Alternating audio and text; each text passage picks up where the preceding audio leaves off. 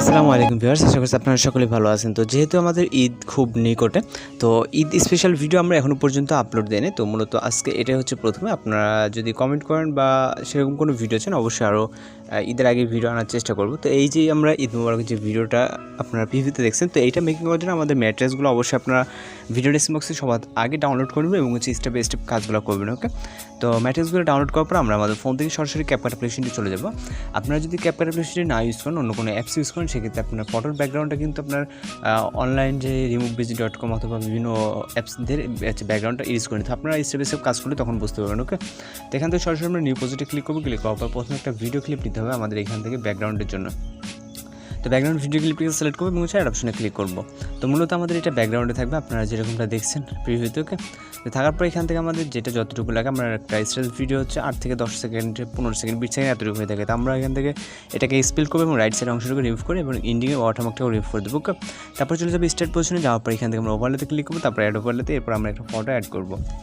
ওকে, এখান থেকে আমরা ফটো সিলেক্ট করার পর এখান থেকে আমরা অ্যাড অপশনে ক্লিক করবো। অ্যাড অপশনে ক্লিক করার পর এটা যে ব্যাকগ্রাউন্ডটা আছে, ব্যাকগ্রাউন্ডটা আমাদের রিমুভ করে নিতে হবে। আমি যেটা বলছি, আপনারা যদি CapCut অ্যাপ্লিকেশন ছাড়া অন্য কোনো অ্যাপস ব্যবহার করেন, সেক্ষেত্রে আপনার ব্যাকগ্রাউন্ডটা আপনার অন্য অ্যাপসে রিমুভ করে নিতে হবে। তাই এখান থেকে CapCut-এর ক্ষেত্রে আমাদের এটা কিন্তু হচ্ছে এখান থেকে আমরা রিমুভ করতে পারবো জাস্ট এক ক্লিক। ওকে, তো সেক্ষেত্রে আমরা এখান থেকে ফটোতে একটা টাচ দেবো। দেওয়ার পর এখান থেকে আপনি যেটা করবেন, ফটোতে ক্লিক রাখতে হবে। ফটোতে একটা ক্লিক রাখার পর এখান থেকে নিচে অপশনগুলো এগুলোকে স্ক্রল করে দেবেন, রিমুভ ব্যাকগ্রাউন্ডে ক্লিক করলে আমাদের ব্যাকগ্রাউন্ড রিমুভ হয়ে যাবে একদম ইজিলি। ওকে, তারপর এটাকে আমরা যেখানে যতটুকু ইচ্ছে ততটুকু রাখবো। রাখার পর স্টার্ট পজিশন চলে যাবে। যাওয়ার পর এখান থেকে অ্যাড ওভারলেতে ক্লিক করব। এরপর আমরা ফটোস অপশন থেকে আমাদের একটা হচ্ছে ফটো অ্যাড করতে হবে। এখান থেকে আমাদের যে শ্যাডো একটা পিকচার আছে পিএনজি, এটাকে সিলেক্ট করে এখান থেকে অ্যাড অপশনে ক্লিক করবো। ক্লিক করার পর এটা আমরা নিচে এইভাবে দিয়ে দেবো, যেহেতু এখানে লিরিক্স অ্যাড করবো আমরা। ওকে, তো দেওয়ার পর এটার যে ইন্ডিংটা থাকবে আমাদের ইন পজিশনে পর্যন্ত আমাদের এটা ইন্ডিং দিয়ে দিতে হবে। দেওয়ার পর এখান থেকে আমরা আবারও অ্যাড ওভারলেতে ক্লিক করবো। ক্লিক করার পর এখান থেকে আমরা ভিডিও অপশনে চলে যাবো। যাওয়ার পর আমাদের দেখতে হবে আমাদের লিরিক্সটা কোথায় আছে। তো আমাদের লিরিক্স মূলত এটা, এখান থেকে আমরা অ্যাড করে নেব। নেওয়ার পর এটা যে ব্ল্যাক স্ক্রিন আছে রিমুভ করার জন্য স্প্লাইসে ক্লিক করবো। তারপর এখান থেকে আমরা ফিল্টারটাকে সিলেক্ট করে টিক অপশনে ক্লিক করবো। তো এইটার আমরা লিরিক্সটাকে এই পজিশনে দিব, আমরা চাইলে ছোটো বড় করে নিতে পারি।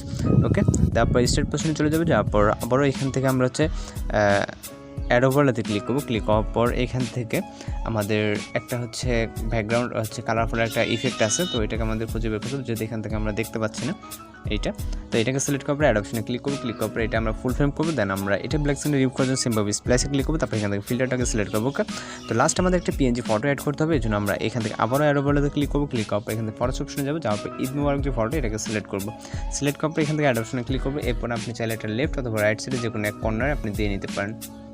তো আপনি ছোটো বড় যে কোনো সাইজে করে নিতে পারেন, এটাকে আপনি আপনার মতো করে। ওকে, তো দেওয়ার পর এখানে আমরা কর্নারে বসিয়ে দিলাম। দেওয়ার পর এটার যেই ফটোর যেই ডিউরেশনটা আছে, ডিউরেশনটা অবশ্যই আমাদের স্ট্যাটাসের এন্ডিং পর্যন্ত দিয়ে দিতে হবে। দেওয়ার পর এখন যদি আমরা ফাইনালি ভিডিওটাকে প্লে করি, ওকে, তো সব কিছু মিলিয়ে কিন্তু আমাদের ভিডিওটা অনেক সুন্দর হয়ে গেছে। আপনি চাইলে এর থেকে সুন্দরভাবে একটু কাস্টমাইজ করে আরও নিজের মতো করে সাজিয়ে নিতে পারেন। তো মূলত এখন আমাদের ভিডিওটাকে সেভ করতে হবে, অবশ্যই রেজুলেশনটাকে হাই করে নিতে হবে। তারপর এক্সপোর্ট বাটনে ক্লিক করলে আমাদের এই ভিডিওটি লোডিং নিয়ে সেভ হয়ে যাবে। ওকে, তো আশা করি সব কিছু বুঝতে পারছেন। আর যদি কোনো কিছু সমস্যা, সেক্ষেত্রে অবশ্যই কমেন্ট বক্সে জানাতে পারেন। যদি দেখা হচ্ছে পরবর্তী কোনো ভিডিওতে, সে পর্যন্ত ভালো থাকবেন, সুস্থ থাকবেন।